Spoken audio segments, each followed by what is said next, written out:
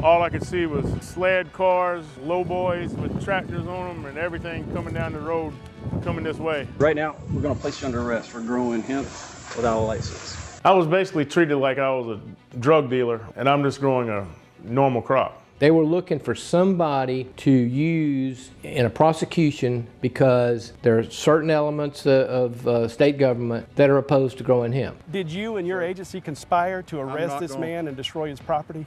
Jody, I've already told you I'm not going to answer any questions about anything that has to do with this pending litigation. The evidence we've got is a hell of a lot more evidence showing they willfully violated Trent's constitutional rights more than Trent ever willfully violating the Hemp Act. A South Carolina farmer is continuing his fight against the state law enforcement division. SLED agents destroyed his hemp crop in 2019, charging him with growing hemp in a different field than he originally planned to use. After prosecutors dropped the charge, the farmer sued, and the farmer later accused SLED chief Mark Keel of discovery abuses in that lawsuit. A judge sanctioned the SLED chief and then ordered him to pay the farmer's legal team $11,000. The chief appealed and lost and now has to cut the farmer a check.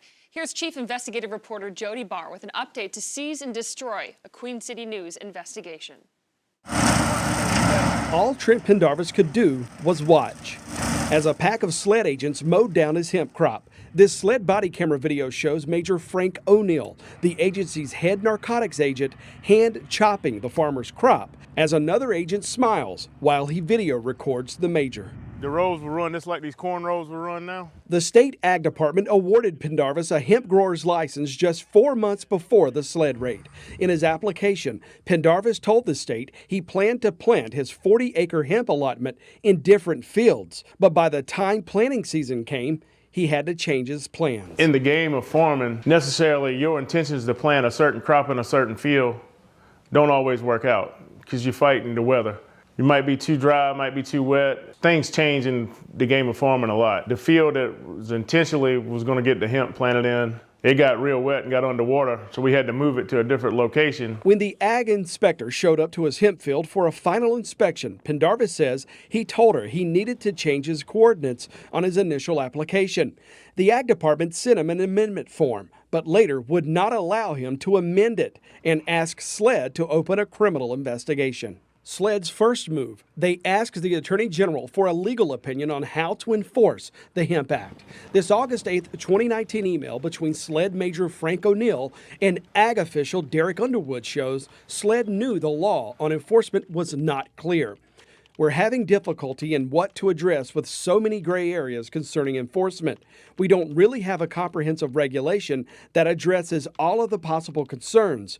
We're having to get AG opinions along the way, and the last thing we want to do is an action that will be perceived in a negative light by the media or General Assembly. The day O'Neill sent that email, the Attorney General issued this legal opinion telling SLED the act was not drafted with the greatest clarity.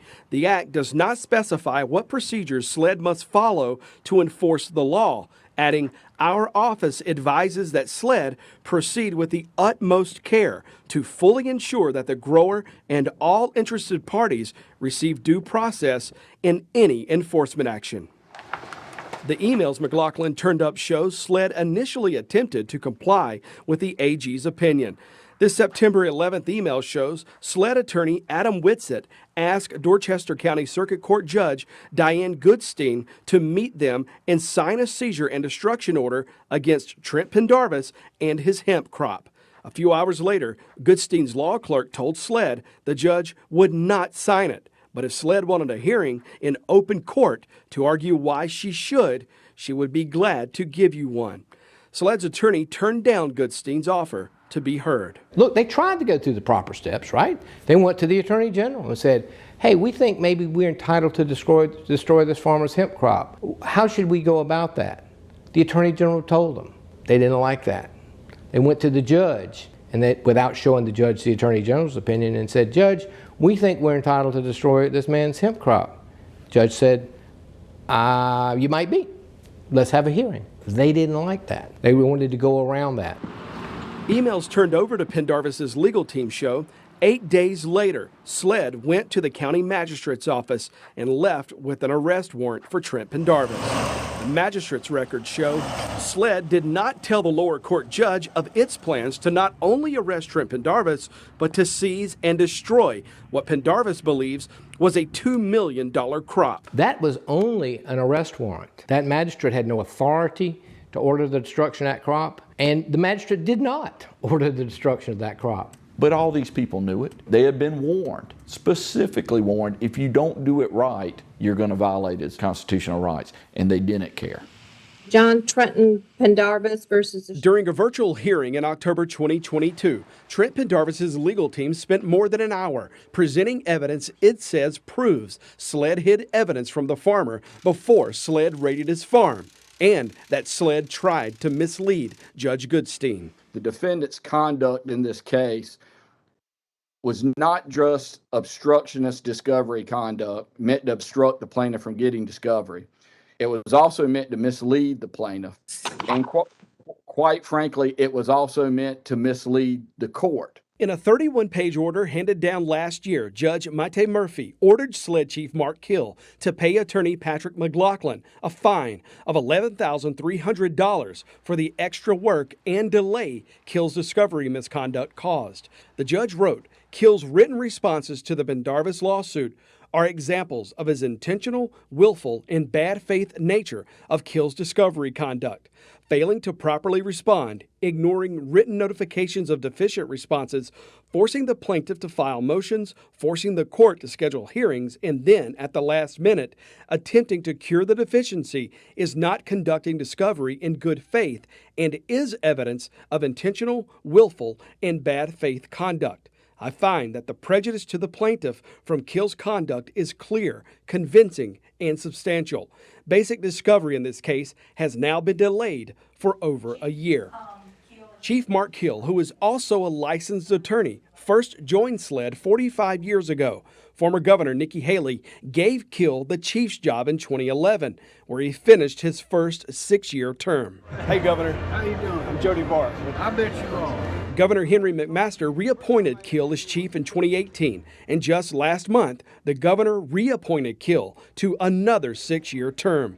As SLED chief, Governor, Lieutenant Governor. Mark Kill is also a member of Governor Henry McMaster's cabinet. Thank you. We found the governor at this public event last year, the month after the judge sanctioned the SLED chief for discovery abuses in the farmer's lawsuit. What do you think when you read that about a cabinet appointee? Well, that's what the judicial system's for.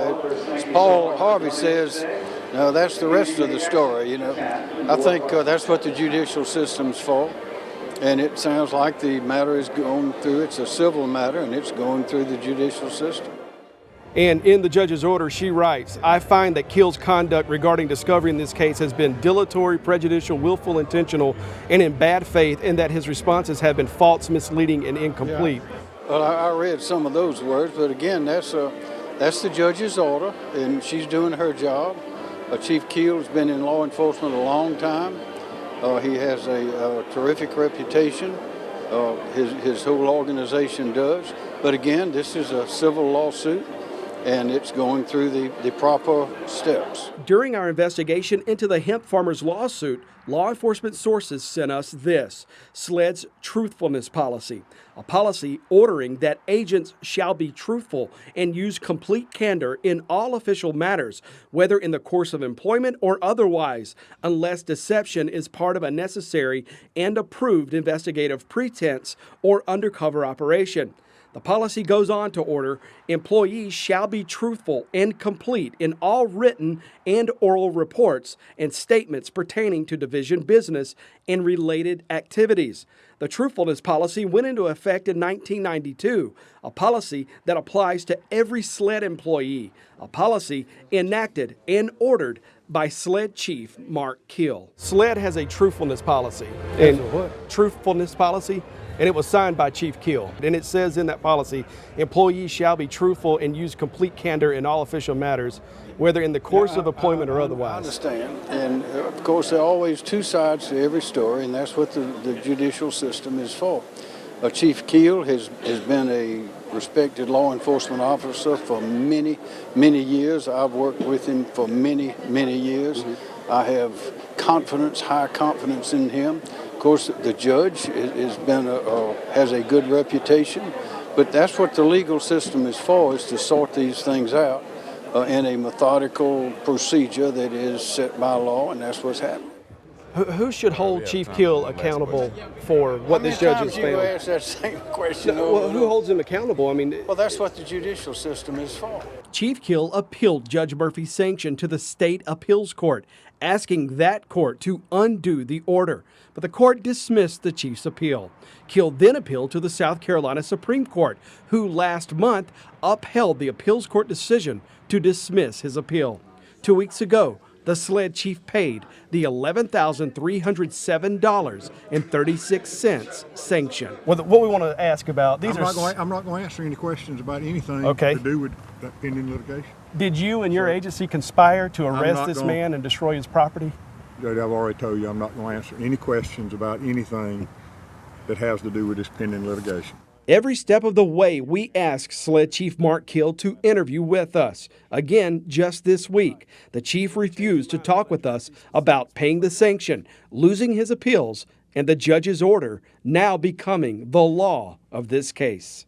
Judge Murphy filed an amended order last month demanding SLED provide Trent Pendarvis's civil attorneys with all outstanding evidence by January 26th. With Chief Keel's appeals options apparently now over, the farmer's civil suit against SLED and the Ag Department continues in Dorchester County. Now, that typically means the work toward depositions and further discovery would continue, with the trial coming if both sides cannot settle this otherwise.